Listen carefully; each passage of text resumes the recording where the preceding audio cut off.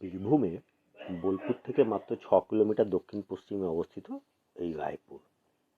আর এই রায়পুরেই আছে এই রায়পুর রাজবাড়ি বা রাজপ্রাসাদ, যা বলা হয় এটি লর্ড সিনাপ্রাসাদ নামেও পরিচিত।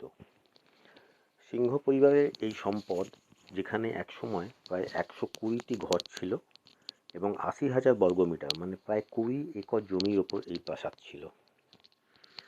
পঞ্চদশ শতাব্দীতে সিংহ পরিবার অযোধ্যা থেকে রায়পুরে স্থানান্তরিত হয় এবং সময়ের সাথে সাথে তাদের ব্যবসায়িক দক্ষতার ফলে তারা এই অঞ্চলে একটি গুরুত্বপূর্ণ পরিবারে পরিণত হয়।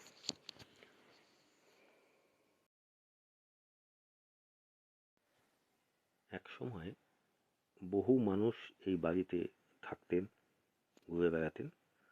আজ কিন্তু জীর্ণদশা হয়ে একটি ভুতুড়ে বাড়ির মতো পড়ে আছে এই প্রাসাদ, যার চারিদিকে প্রতিটি কোণায় শুধু ইতিহাসের সাক্ষী। একটি গা ছমছমে পরিবেশ, যেখানে আপনি খুঁজে পাবেন প্রতিটা বাড়ি আজ ধ্বংসস্তূপে পরিণত হয়েছে, প্রতিটা ঘর যেখানে আজ প্রায় কিছুই নেই বললে চলে।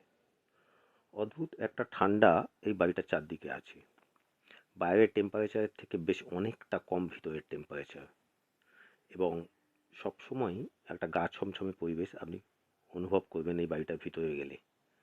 ভূত আছে কি নেই এই তর্কে যাব না, তবে সত্যিই খুব ভাল লাগবে এমনই একটি পরিবেশ।